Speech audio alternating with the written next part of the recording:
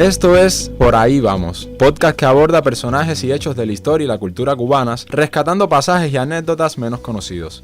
Es un espacio que ofrece la emisora Radio Reloj, único canal de información continua del mundo, para disfrutar de sucesos curiosos de los que poco se habla. Hoy volvemos Iraida Calzadilla y Eduardo Quintana para hablarles de la participación del comandante Ernesto Guevara de la Serna en parte del proceso revolucionario cubano.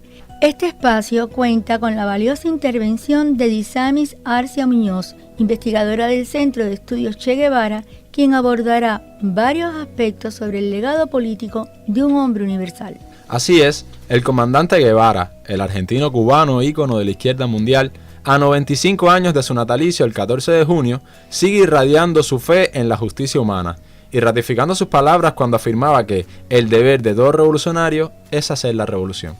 Desde los días de la preparación en México y la travesía en el yate Granma hasta su asesinato en 1967, el Che Guevara estuvo entre los más destacados ideólogos de la Revolución Cubana, junto a un hacer activo en las organizaciones de su estado, donde asumió diferentes cargos en la administración y el gobierno. Médico y guerrillero en la Sierra Maestra, este pensador, político y luchador por la reivindicación de los pobres, está insertado en nuestro país también en la profunda lealtad que mostró hacia los principios que defendía la revolución, en su amistad con los líderes como Fidel Castro y Camilo Cienfuegos, a la tropa que dirigió, a la pasión que insufló a las emisiones de Radio Rebelde y a la rectitud de su vida, a veces incomprendida. Es el joven que, a los 19 años, escribe este premonitorio poema en 1947. Lo sé, si me voy de aquí me traga el río, es mi destino, hoy voy a morir. Pero no, la fuerza de voluntad todo lo puede, están los obstáculos, lo admito, no quiero salir. Si tengo que morir, será en esta cueva. Las balas, ¿qué me pueden hacer las balas si mi destino es morir ahogado? Pero voy a superar mi destino. El destino se puede alcanzar con la fuerza de voluntad. Morir sí, pero acribillado por las balas, destrozado por las bayonetas. Si no, no. Ahogado no. Un recuerdo más perdurable que mi nombre es luchar, morir luchando. En el aniversario 95 del natalicio de Ernesto Guevara, el 14 de junio de 1928, tenemos entre nosotros a Disamis Arcia Muñoz, investigadora del Centro de Estudios Che Guevara, institución creada en octubre de 1983 con el propósito de preservar y promover la validez del legado teórico, práctico y ético de este ícono revolucionario. Buen día, estimada Disamis, a quien mucho debo por sus interesantes diálogos acerca del pensamiento del Che. Podemos empezar con la valoración que le merecen las investigaciones sobre la vida y obra de Ernesto Guevara y cuáles son las tendencias principales. El interés por investigar sobre la vida y la obra de Che Guevara se ha mantenido incluso estando él todavía vivo. Y a lo largo de todas estas últimas décadas ha tenido momentos de mayor y de menor interés o relevancia. Yo creo que los dos momentos más importantes han sido en la década de los 80, de donde son imprescindibles los ensayos de Carlos Tablada sobre el pensamiento económico de Che, de Fernando Martínez Heredia sobre el Che y el socialismo, de María del Carmen Ariet sobre el pensamiento político de Che Guevara. Es decir, hubo en la década de los 80 en Cuba un renovado interés por retomar la complejidad, el antidogmatismo y el pensamiento hasta cierto punto subversivo de Che Guevara, desarrollado por él sobre todo desde la experiencia de la transición socialista en Cuba. Eso es un momento que es importantísimo y que está marcado también o que después vino por otros autores cubanos y extranjeros, que de alguna u otra manera en los años que siguieron trataron también o se interesaron también sobre todo por aspectos relacionados con su pensamiento sobre la transición y sobre sus propuestas desde la experiencia cubana. Hace poco, hace como 3 o 4 años, hubo un brasileño que fue precisamente Premio Casa de las Américas por un ensayo relacionado con el pensamiento económico del Che. ¿Podrías hablar algo de las tendencias?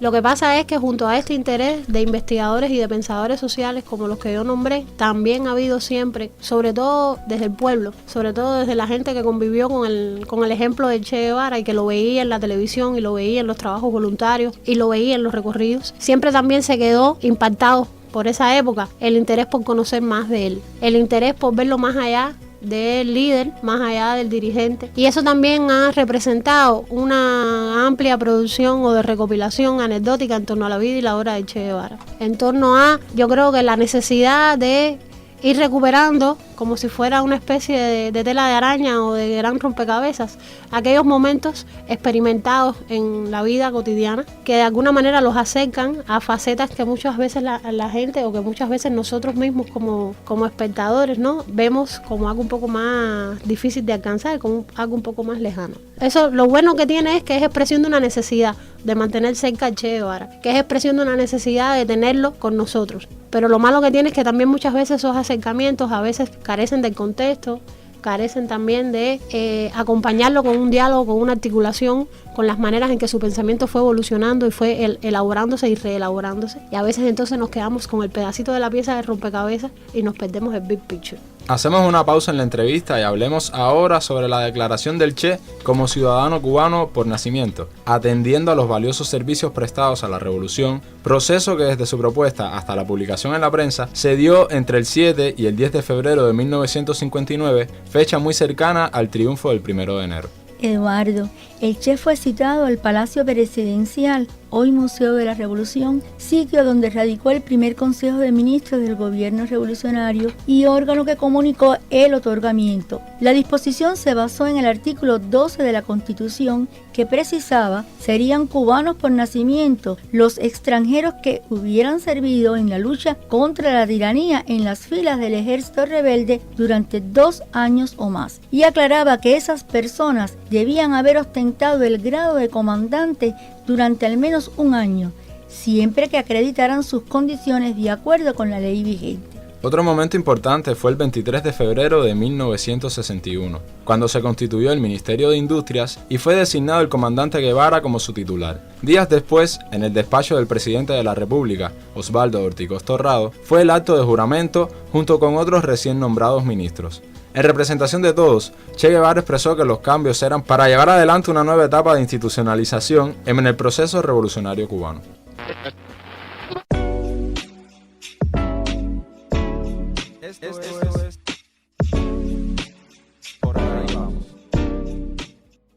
Amigos, vamos a reiterar a nuestros escuchas que transmitimos Por Ahí Vamos desde Radio Reloj, emisora de larga experiencia en el dial cubano y el único canal de información continua del mundo. ¿Y qué te parece si repasamos lo que Che Guevara, un hombre que dejó profunda huella en quienes lo conocieron, dijo de varios de sus contemporáneos?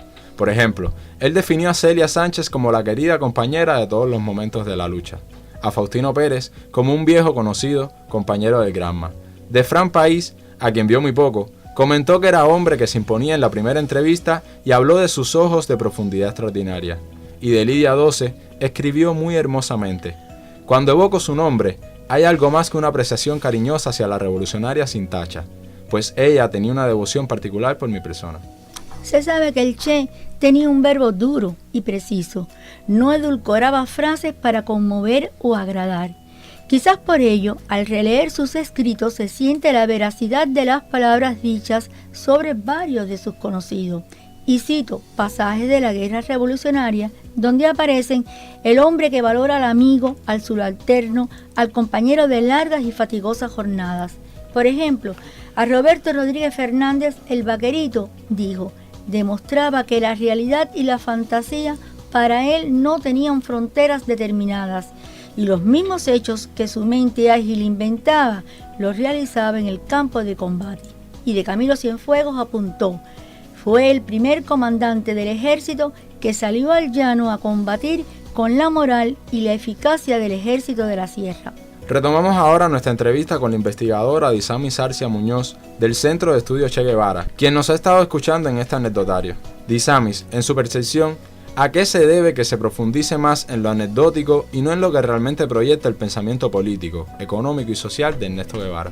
Hay un investigador cubano que dice, o que dijo una vez, que el ejemplo de la coherencia de Che, su capacidad de demostrar con hechos y con actos lo que decía y lo que pensaba, fue tan fuerte y fue tan impactante para los cubanos y las cubanas de su momento, que trascendió el momento histórico concreto para convertirse en una necesidad cultural, ¿no? Para convertirse en eso que nosotros llamamos el Che ícono, el Che símbolo. Y yo creo que eso es parte de lo que explica por qué hemos necesitado durante todos estos años acercarnos a esas pequeñas historias, a esos pequeños contactos directos con momenticos, con flashazos de la vida de Che.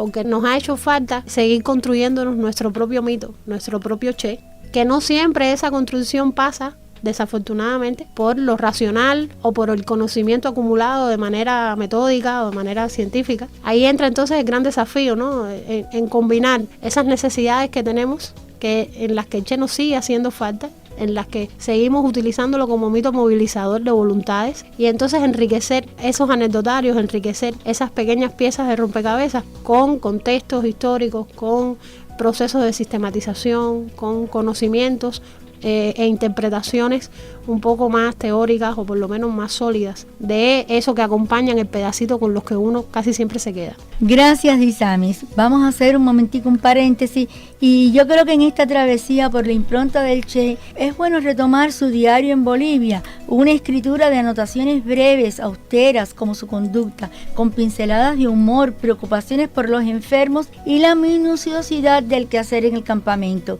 Vale la pena repasar esos apuntes y descubrir la pertinaz lluvia de enero, la crecida del río, el asedio de la ayahuasca, el jején, el mosquito y la garrapata. Hay una jornada que titula Día del Boro, y se refería a las larvas de mosca sacadas a varios de los guerrilleros. También habla en ese diario del comienzo del estudio del quechua, lengua nativa de los pobladores del antiguo imperio incaico. El diario, escrito en la guerrilla boliviana, debe ser una lectura imprescindible para comprender el ideario guevariano. Es desde ese histórico 1967 que vaticina a la tropa momentos difíciles y días de angustia moral, alerta sobre las cualidades de la guerrilla y la necesidad de una mayor disciplina, y pondera la importancia del estudio imprescindible para el futuro. Cuando se interpretan esos textos se percibe su ilimitada capacidad de resistencia física y una batalla constante contra las adversidades del medio y de su propia enfermedad, el asma implacable. Pero también la preocupación por sus compañeros casi descalzos, la fatiga de la tropa y el dolor de los hombros, que a veces se hacía insoportable. Nuestro Che, para todos los tiempos, estuvo siempre en la moldura de su propio ejemplo. En particular, quiero destacar algunas citas en la edición del Diario del Che en Bolivia en noviembre de 1996 que hizo el comandante en jefe Fidel Castro. En las palabras introductorias expone: gracias a aquel invariable hábito suyo de ir anotando los principales hechos de cada día, podemos disponer de una información pormenorizada, rigurosamente exacta e inapreciable de aquellos heroicos meses finales de su vida en Bolivia. Y a continuación, el líder cubano precisa que esas anotaciones, no escritas propiamente para la publicación, le servían como instrumento de trabajo para la evaluación constante de los hechos, las situaciones y los hombres, a la vez que daban causa a las expresiones de su espíritu profundamente observador, analítico y muchas veces matizado de fino humorismo. Fidel afirma que están sobriamente redactados y poseen ininterrumpida coherencia desde el principio hasta el fin. Disamis, ya vamos al segmento final de la entrevista y hemos querido en Por Ahí Vamos mostrar al guerrillero, al médico, al internacionalista, al hombre de una disciplina feroz. Ahora bien, me gustaría conocer su opinión acerca de que si el Che es una figura cuya trascendencia está marcada por la relación orgánica entre su pensamiento y la vida práctica, ¿cuánto se ha profundizado en los estudios hacia esa dirección? Bueno, no lo suficiente.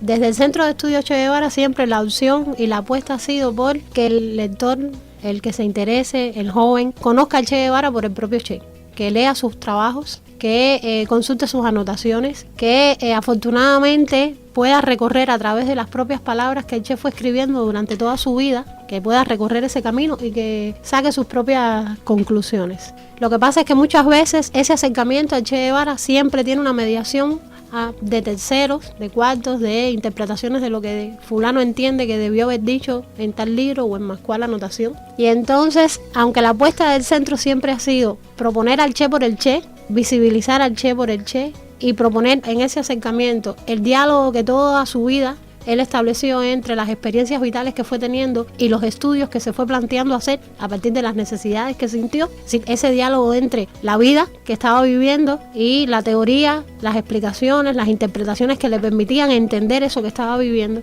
Eso todavía no es lo suficientemente conocido, eso todavía no marca la manera en que la mayor parte de las personas que se interesan por el Che Guevara se acercan a él. Siempre vamos al Che con una visión preconstruida, con un juicio preelaborado, y casi siempre queremos encontrar lo que ya sabemos que existe. Entonces, por eso sigo diciendo que se ha estudiado en su coherencia, pero no lo suficiente. Y creo que todavía queda muchísimo más por tratar de proponer como cultura, como mentalidad.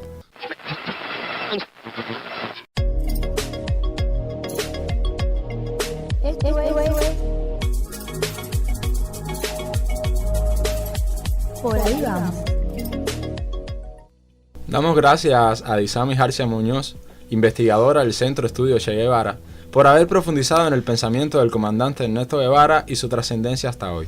Pero ya estamos despidiéndonos, recordándoles a quienes nos escuchan que hoy estuvimos con ustedes en el podcast Por Ahí Vamos, un espacio que ofrece la emisora Radio Reloj desde su sede en la Rampa Habanera en el corazón del Vedado, Cuba. Esta historia contó con guión de Iraida Calzadilla Rodríguez, realización de Eduardo Quintana Limonta y asistencia de Ariel González Calzada y Boris Luis Leiva Padrón. Búsquennos 2 veces al mes. Pronto estaremos con ustedes con una nueva propuesta para desempolvar la singularidad de los acontecimientos y rescatar las microhistorias que también conforman el patrimonio cultural de la nación. Aquí, desde la emisora cubana Radio Reloj, por ahí vamos.